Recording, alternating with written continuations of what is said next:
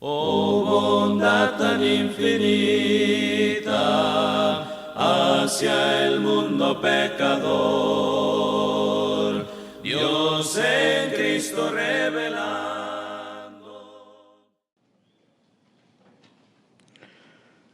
Hechos capítulo 8, versículos 9 al 25. Pero había un hombre llamado Simón que antes ejercía la magia en aquella ciudad y había engañado a la gente de Samaria haciéndose pasar por algún grande. A este oían atentamente todos, desde el más pequeño hasta el más grande, diciendo: este es el gran poder de Dios. Y le estaban atentos porque con sus artes mágicas les había engañado mucho tiempo. Pero cuando creyeron a Felipe, que anunciaba el evangelio del reino de Dios y el nombre de Jesucristo, se bautizaban hombres y mujeres. También creyó Simón mismo, y habiéndose bautizado, estaba siempre con Felipe, viendo las señales y grandes milagros que se hacían, estaba atónito.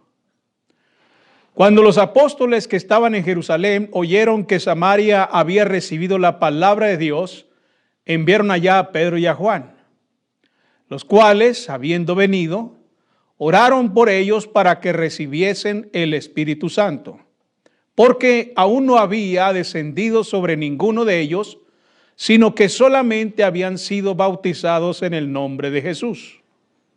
Entonces les imponían las manos y recibían el Espíritu Santo. Cuando vio Simón que por la imposición de las manos de los apóstoles se daba el Espíritu Santo, les ofreció dinero diciendo: dadme también a mí este poder, para que cualquiera a quien yo impusiere las manos reciba el Espíritu Santo. Entonces Pedro le dijo: tu dinero perezca contigo, porque has pensado que el don de Dios se obtiene con dinero. No tienes tu parte ni suerte en este asunto, porque tu corazón no es recto delante de Dios. Arrepiéntete pues de esta tu maldad y ruega a Dios, y quizás te sea perdonado el pensamiento de tu corazón, porque en hiel de amargura y en prisión de maldad veo que estás. Respondiendo entonces Simón dijo: rogad vosotros por mí al Señor, para que nada de esto que habéis dicho venga sobre mí. Y ellos, habiendo testificado y hablado la palabra de Dios, se volvieron a Jerusalén, y en muchas poblaciones de los samaritanos anunciaron el evangelio. El tema que vamos a estar considerando se titula: el hombre que predica a Cristo. Mis hermanos, cuando pensamos en los grandes protagonistas del libro de los Hechos, por lo regular solemos pensar en el apóstol Pedro, en Pablo, en Juan, en Esteban, hombres que pues han hecho que sus nombres queden a través de la historia en nuestra memoria. Son nombres que aparecen con fuerza en la historia de la iglesia primitiva. Pero en medio de este relato aparece un hombre que no era un apóstol, que no era una figura dominante en Jerusalén, que no había caminado con Jesús durante su ministerio terrenal. Era uno de los 7 varones que fueron puestos para servir a las mesas en Hechos capítulo 6. Que humanamente hablando era un hombre común, pero dentro de la fe era un hombre lleno del Espíritu Santo, de sabiduría, de buen testimonio, un hombre fiel a su fe, a su servicio y con grandes convicciones. Su nombre es Felipe. Y cuando la persecución dispersó a la iglesia después de la muerte de Esteban, Felipe no se paralizó. Felipe no se escondió. Felipe no guardó silencio. Felipe se fue a Samaria, y lo que ocurrió ahí cambió la historia de esa ciudad. No solo cambió la historia de algunas personas, de algunos cuantos individuos, sino literalmente, hermanos, Felipe impactó la ciudad de Samaria. En Hechos, en el capítulo 8, en el versículo 5, por ejemplo, La palabra de Dios dice, entonces Felipe, descendiendo a la ciudad de Samaria, les predicaba a Cristo. Un hombre que predica a Cristo. Esta frase resume la esencia de su ministerio. Felipe no es portador de una filosofía. Felipe no llevó una reforma social. Felipe no estaba predicando cambios políticos. En Samaria, Felipe no llevó una experiencia religiosa, sino que dice la Biblia que Felipe les predicaba a Cristo. Y en este pasaje encontramos varias lecciones profundas sobre lo que significa ser un hombre que predica a Cristo. En primer lugar, en el versículo 5 del libro de los Hechos, en el capítulo 8, dice: entonces Felipe, descendiendo a la ciudad de Samaria, les predicaba a Cristo. El hombre que predica a Cristo no debe buscar su comodidad, sino que debe buscar obedecer la voluntad de Dios. ¿Por qué digo esto, hermanos? Porque Samaria no era un destino natural para un judío. Durante siglos había existido una profunda tensión entre los judíos y los samaritanos. Los judíos evitaban Samaria, la despreciaban de hecho. La consideraban espiritualmente una ciudad contaminada, una ciudad sucia, donde un judío jamás pondría sus pies. Pero Felipe no se cuestiona ni tampoco pregunta si Samaria representa un acto de comodidad para él. Más bien lo que piensa Felipe es si Samaria necesita el evangelio o no. Y esa es una pregunta importante. Es una convicción, un entendimiento que tiene aquel hombre que predica a Cristo. El que predica a Cristo no está viendo si tal o cual lugar es cómodo para predicar. Como muchos predicadores modernos, ¿verdad? Que predican allá en México, que predican al sur de algunos países, pero tienen su corazón en los Estados Unidos. Dice, yo quiero irme a predicar a Estados Unidos. Quiero irme para allá. ¿Por qué? Realmente hay una intención real porque dicen, no, es que Estados Unidos necesita a Cristo. ¿O realmente están buscando otra cosa? Están buscando la escoba para barrer dólares. Están buscando la comodidad, ¿verdad? Porque a veces vemos a ciertos evangelistas en Estados Unidos que lo único que hacen es predicar en un púlpito y el resto de la semana se van a jugar golf. Entonces, pues es un ambiente muy distinto, ¿no? Muy diferente al que vivimos en otros países. Pero Felipe no es esa clase de predicador. Felipe se pregunta si Samaria necesita a Cristo. La persecución lo había sacado de Jerusalén, lo había empujado de Jerusalén, lo había movido a la fuerza de Jerusalén. Había perdido seguridad, había perdido estabilidad, posiblemente había perdido su hogar, pero en lugar de lamentarse, convirtió su desplazamiento en una misión para llevar el evangelio a las tierras que necesitaban de Cristo. Porque a fin de cuentas Jerusalén ya tenía evangelio. Jerusalén ya había recibido el evangelio. Primero había más de 3,000 personas, después como 5,000, después una gran multitud. Y entonces cuando viene la persecución, él dice, muy bien, la persecución me está empujando, la persecución me está moviendo de lugar. Voy a convertir eso en una misión de llevar a Cristo a otros lugares. En lugar de lamentarse y llorar. En lugar de ir a exigir derechos políticos para que él se quedase ejerciendo su fe en Jerusalén, no. Él dejó que la corriente de la persecución lo dejara moverse hacia otros lugares con la semilla del evangelio. Hermanos, aquí hay una verdad profunda para nosotros. Muchos predicadores buscan circunstancias ideales para servir a Dios. Circunstancias ideales, buenas, cómodas. ¿Esperan qué cosa? Estabilidad. Estabilidad económica, por ejemplo. Estabilidad social, tranquilidad, aprobación social. Pero el evangelio precisamente avanza cuando predicadores obedecen, incluso cuando la vida se vuelve incómoda. Y eso es lo que hace falta. Obreros del Señor que sigan viendo como una prioridad la predicación del evangelio en lugar de su comodidad, en lugar de su estabilidad, en lugar de sus propias necesidades. Felipe no dijo, bueno, cuando la persecución termine, pues voy a seguir predicando, porque ahorita es muy peligroso. Ahorita es muy peligroso predicar, porque mira lo que le pasó a Esteban. Yo no quiero acabar igual, tengo hijos, tengo familia. ¿Qué va a ser de mis hijas? No, Felipe predicó en medio de la persecución.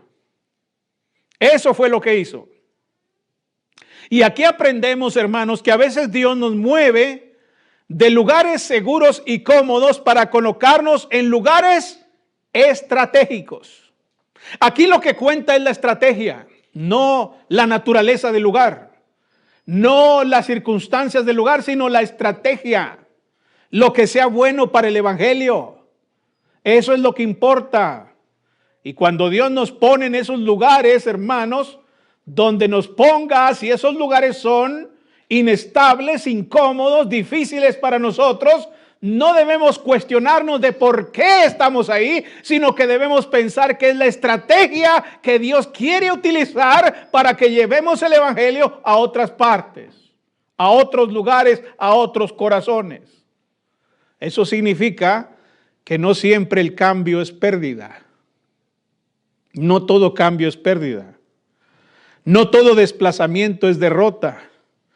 En las manos de Dios, incluso la persecución puede convertirse en una plataforma que haga expandir y explotar el evangelio y llegar a otras fronteras.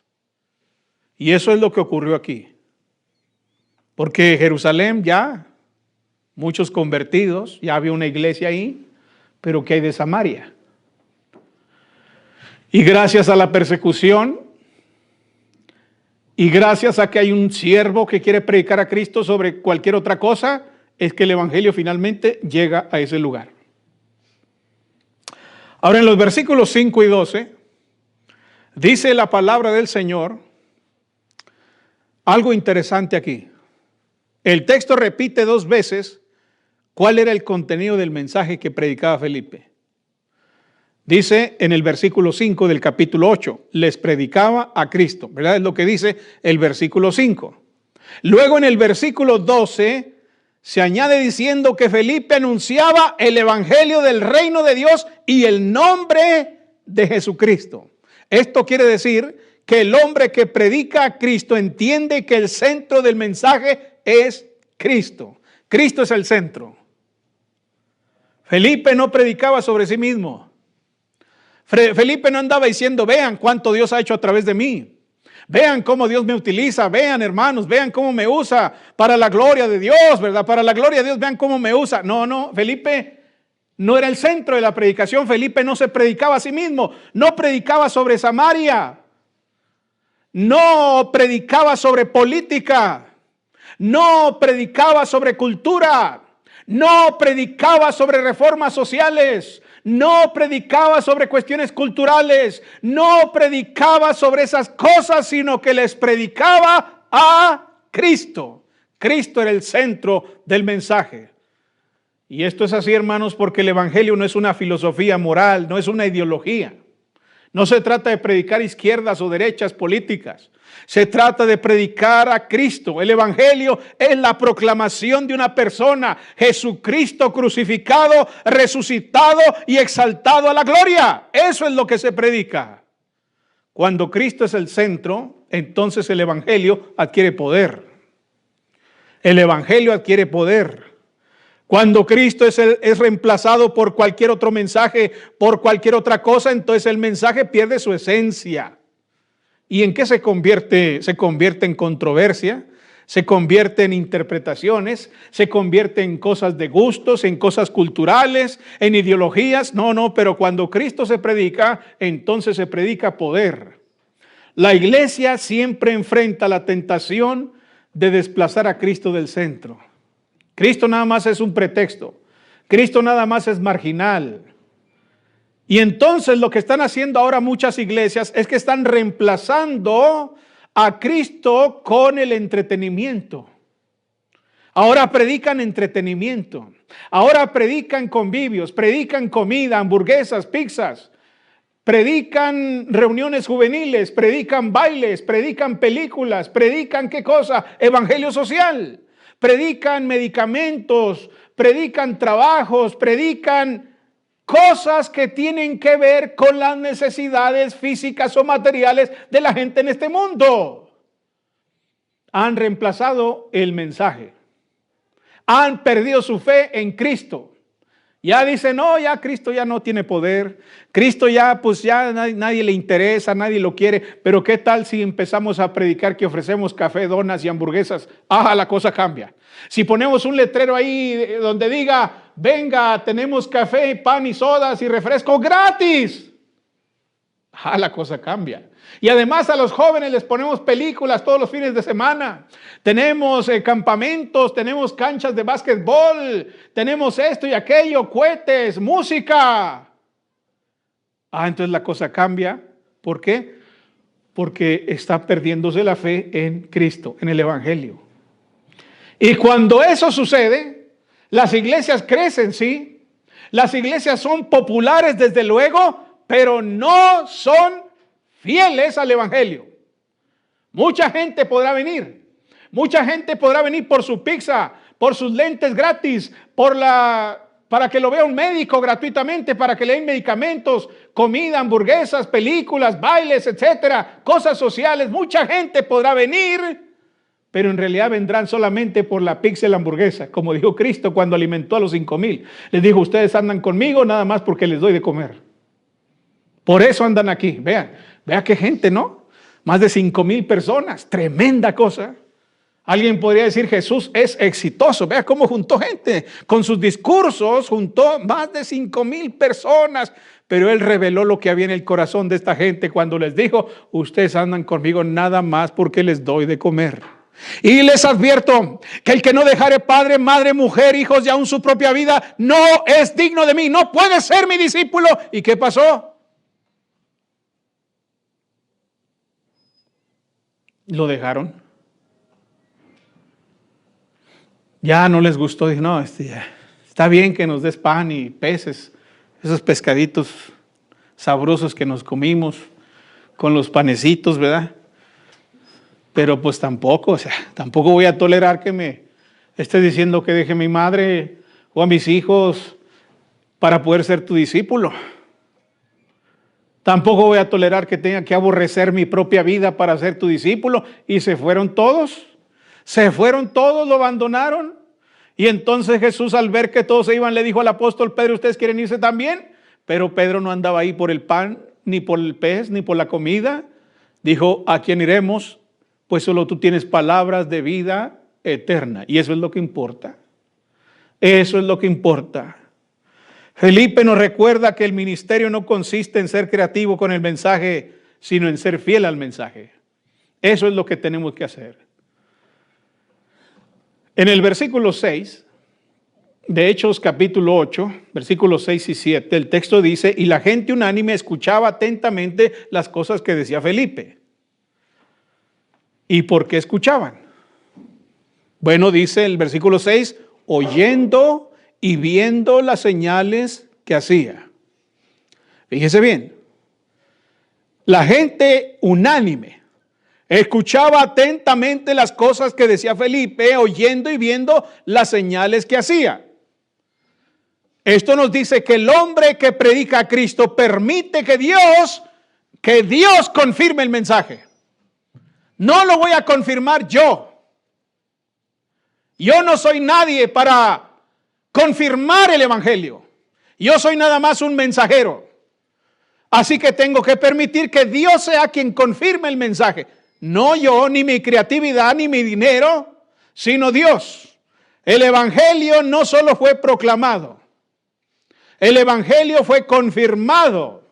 Espíritus inmundos salían de muchas personas, como dice el versículo 7. Muchos paralíticos y cojos eran sanados. Estaban ocurriendo cosas extraordinarias.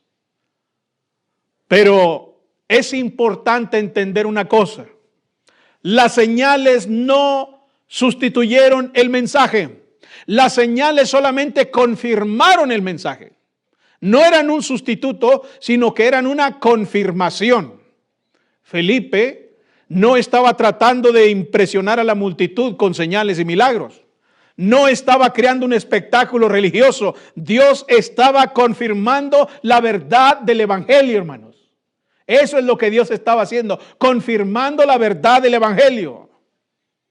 El poder de Dios no es un entretenimiento. Eso no es el poder de Dios. No es para entretener.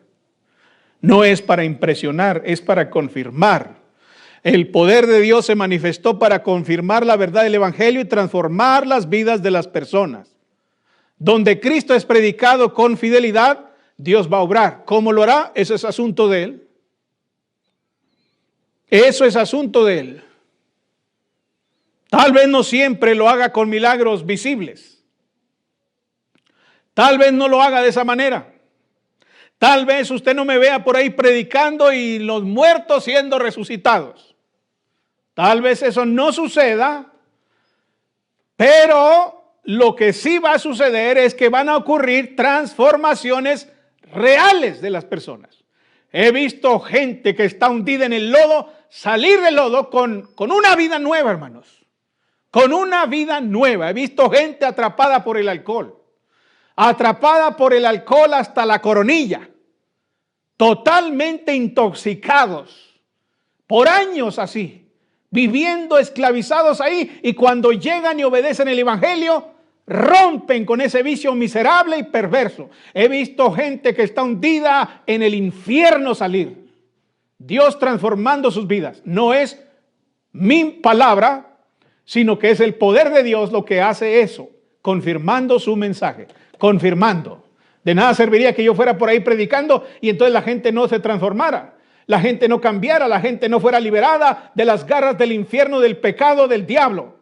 Pero cuando el evangelio se predica con fidelidad y la gente lo recibe de corazón, entonces comienzan una nueva vida y por más hundidos y oscuros que se encuentren en sus vidas, son transformadas y vienen a la luz del evangelio. Cambian radicalmente, total y absolutamente.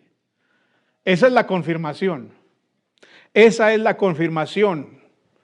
Glorifico a Dios cada vez que veo un alma que es arrancada de las garras del infierno y entonces comienza a manifestar, a dar fruto de una vida nueva. Eso es confirmación. ¿De qué me sirve levantar un muerto? Nada más para impresionar, ¿verdad? Imagínense que yo levante un muerto, que yo vaya por ahí caminando y diga, hermano, luego, mira, aquí se murió este niño, y yo vaya y ore por él y se levanta el muerto. ¡Ah, qué impresionante! ¿Sabe qué va a pasar? La gente se va a convertir en gente idólatra. Van a seguir al luego, ¿no? Van a seguir al que levanta muertos, van a seguir al que hace milagros, pero no a Cristo. No a Cristo. Van a seguir al que hace milagros. Vea la gente. Dicen allá la virgencita hace milagros. ¿Y qué hace la gente? Van por montones. Van por montones. Teniendo virgen en su ciudad. Teniendo una virgenzota en su ciudad. No, dicen vamos a la de allá. ¿Por qué? Porque la de allá es más milagrosa. ¿Ven? ¿Ven cómo es la gente? ¿Ven ustedes? Si yo fuera por ahí resucitando muertos, ¿qué creen que pasaría? Aquí estuviera todo lleno aquí. ¿Por qué? ¿Por Cristo, por Dios, por el evangelio? No, porque ahí está el huevano, el que levanta muertos. ¿Ven? Oiga, pero ahí hay más predicadores. No, pero este es más milagroso. Este levanta muertos, pone muelas, adelgaza a la gente, te hace crecer el cabello. Los calvos salen greñudos y los greñudos salen con pelo corto. Es un tremendo milagro aquí. Y la gente se amontonaría aquí, pero seguirían al huevano. Querrían tocarme, querrían tocar mi ropa, hermanos, de seguro. Estarían en mi casa todos los días con enfermos ahí. Venimos a que usted ore por ellos, hermano, porque Dios obra a través de usted. Se convertiría en un pueblo idólatra. Así que qué bueno que no sucede eso. Pero lo que sí sucede es que cuando la gente recibe el evangelio que se predica, sea que lo predique yo o que lo predique alguien más, Cuando la gente lo obedece, entonces hay una transformación en sus vidas. Esa es la confirmación que glorifica a Dios. En los versículos 9 al 13, Samaria, vemos que tiene un habitante muy famoso, ¿no? Y ya hemos hablado de él. Dice en el versículo 9, había que este Simón el mago había engañado a la gente de Samaria haciéndose pasar por algún grande. La gente decía, este es el gran poder de Dios. ¿Qué les digo? ¿Qué les acabo de decir? ¿Ven? Este hombre ni siquiera hacía señales reales. Ni siquiera eran señales reales, eran artes. Era el arte de este hombre. Tenía habilidad para engañar. Tenía habilidad para hacerle creer a la gente que él hacía grandes cosas. ¿Y qué decía la gente? Este es el gran poder de Dios. ¿Ven? ¿Ven lo que acabo de decir? Ahí se confirma lo que acabo de decir. La gente se hace idólatra. La gente sigue al hombre. Y a este ya le decían, este. No decían, el poder de Dios está con él. No, este es el poder de Dios. Este es el poder de Dios. Este es el gran poder de Dios. Bueno, Felipe no compite con Simón. Felipe no compite. Porque el hombre que predica a Cristo no se deja distraer por el espectáculo religioso. No se deja distraer por eso. Y Felipe no compite con Simón en el espectáculo. No intenta superar su magia con trucos más impresionantes. Simplemente, ¿qué hace? Predica a Cristo. Eso es todo. Eso es todo lo que hace. Usted lea la narración. Usted no va a encontrar a Simón haciendo ahí trucos y luego llega Felipe y dice, espéreme, yo hago, eso no es nada, vean lo que hago yo. No, Felipe no hizo eso. Felipe no dijo, a ver, Simón, te reto a que levantes un muerto. A ver, dale, ahora, ahí está el muerto. Y vamos a ver quién levanta al muerto. No, aquí no pasó como allá con los profetas de Baal, ¿usted recuerda? Cuando se citó a los profetas allá en el monte y se les dijo, vamos a hacer un altar, vamos a clamar a Dios y el Dios que responda con fuego del cielo, ese es el Dios. Ahí es otro contexto, ahí es diferente. Pero acá Felipe no hace eso. Felipe no dice, a ver, vamos a levantar un cojo, un ciego, vamos a ver, traigan un ciego aquí. Simón, cúralo. No, Felipe no hizo eso. Usted lee la narración y usted ve a Simón ahí haciendo trucos y magia y haciéndose pasar por algún grande, y entonces llega Felipe no a competir, no al espectáculo, llega simple y sencillamente a predicar a Cristo. Eso es todo. Eso es todo lo que él hace. Y entonces incluso Simón mismo queda impresionado por el mensaje. No por las señales vinieron después. El mensaje impacta, porque se ofrece algo que una piel enferma no puede ofrecer, hermanos. Una piel sana no puede ofrecer. Un buen trabajo no puede ofrecer. Un buen truco no puede dar. Y ese es el perdón de los pecados, la vida eterna. El ministerio cristiano no consiste en competir con el mundo en el espectáculo, hermanos. Porque las iglesias es lo que buscan. Muchas iglesias que han perdido su fe en el evangelio quieren competir con el mundo. Yo me acuerdo hace años atrás, ¿se acuerdan ustedes que había en la televisión? Porque antes no había internet, teníamos pura televisión. Y me acuerdo que había unos programas juveniles muy exitosos, que Valores Juveniles Bacardí, ¿verdad? ¿Y qué hacían? Pues eran jóvenes que iban a competir cantando, ¿no? Iban a competir ahí tocando la guitarra, cantando, bailando. En el Canal 5 aquí también hacían concursos de baile, iban los muchachos a bailar y tenía mucha fuerza, ¿verdad? Muy atractivos esos programas. ¿Y qué cree que hicieron las iglesias? La misma cosa. Empezó a oír en las iglesias que la confraternidad fulana de tal, concurso de canto. Y que concurso de esto y que el otro. Y empezaron a querer a imitar al mundo. Y muchas iglesias quieren imitar al mundo y ven al mundo lo que hace y dicen, vamos a hacer eso también. Si a los pentecostales, a los testigos contra Jehová, a los mormones, a los bautistas, eso les funciona, hay que hacerlo también nosotros. y siempre van las iglesias de Cristo infieles detrás del sectarismo, detrás del mundo. Siempre hacen eso. Ahí van atrás. Ya vieron que el bautista ofrece despensas, dicen nosotros también. Aunque sea nada más 1 litro de leche, pero hay que ofrecer algo. Y ya ven que los pentecostales hacen escándalos, ruido, música, reggaetón y rock and roll y toda la cosa. ¿Y qué dicen los cristianos? Bueno, aunque sea tiren cohetes ahí. Hagan algo, hagan ruido para que la gente venga a ver los cohetes. Hermanos, nunca, si se trata de espectáculo, nunca vamos a poderle ganar al mundo.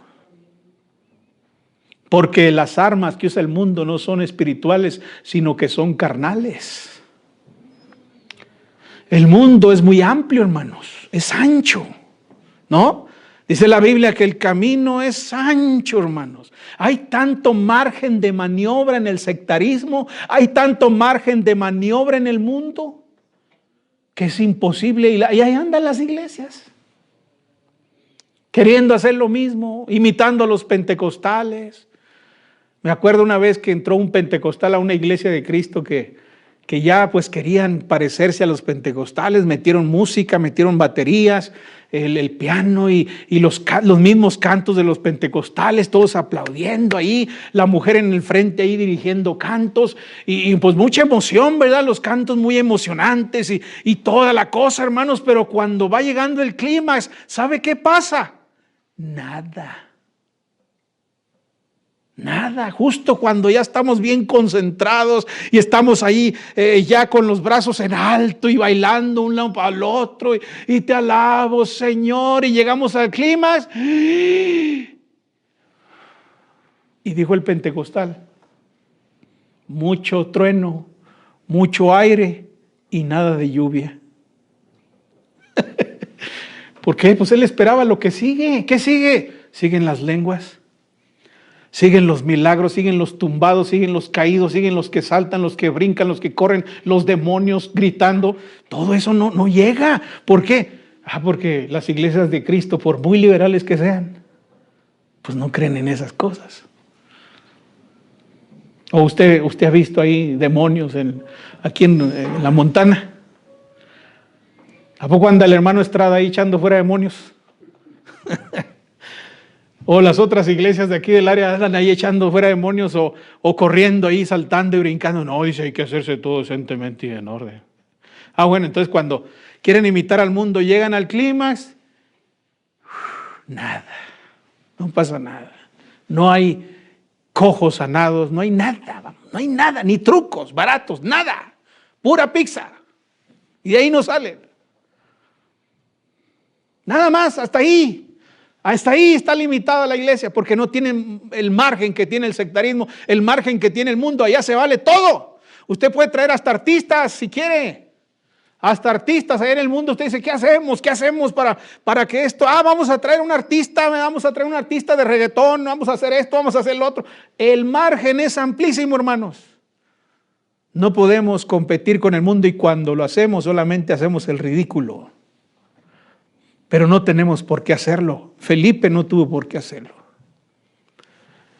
¿Qué hizo Felipe? Pues lo que se le encomendó hacer. Ir y predicar el evangelio a toda criatura. Y eso fue lo que hizo él. Confió en Cristo, confió en el contenido del mensaje. Y entonces no necesitó impresionar para que el evangelio tuviese poder. La verdad de Cristo es suficiente porque el evangelio es el poder de Dios para la salvación. No para entretener, no para que la gente abra los ojos sorprendidos y suelten los billetes. No, el evangelio es el poder de Dios para la salvación. En los versículos 14 al 25, vemos que el hombre que predica a Cristo entiende que el ministerio no le pertenece. El ministerio no es de exclusividad de alguien. Cuando los apóstoles en Jerusalén escucharon lo que está ocurriendo en Samaria, enviaron a Pedro y a Juan. ¿Y qué cree usted?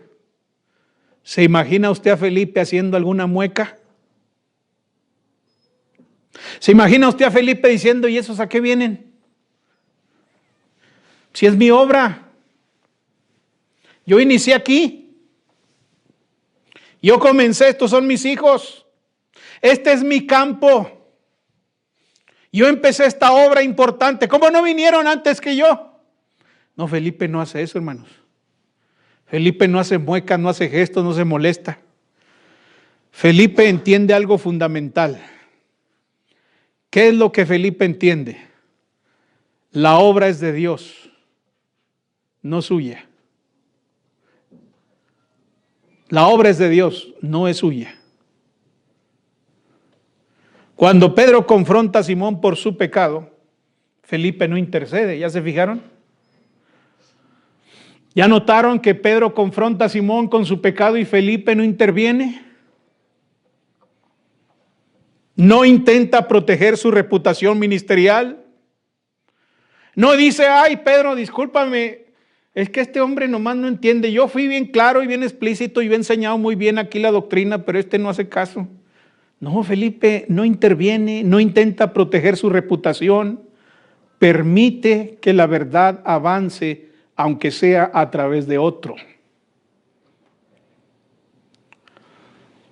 Y eso es lamentable hoy en día, hermanos, porque hoy en día muchos predicadores son orgullosos. El orgullo en la predicación es uno de los peligros más sutiles del servicio. Hay incluso sectores en ciudades donde los predicadores parecen más mafiosos que predicadores. Hay predicadores que hasta buscan tumbarle el salario a uno para dárselo a su amigo o a su pariente, a su familiar. Dice, a ver, yo quiero salario para mi sobrino. ¿Ustedes a quién le ayudan? Pues a fulano, córtenle, déselo a mi sobrino. Está aquí más cerca, además es mi sobrino. Y así son mafiosos. Que va a venir fulano, no lo dejen entrar. Que está enseñando la Biblia, no lo escuchen. No lo oigan. No lo inviten. Invítenme a mí. Cuando olvidamos que la obra es de Dios, comenzamos a defender territorios en lugar de predicar el reino.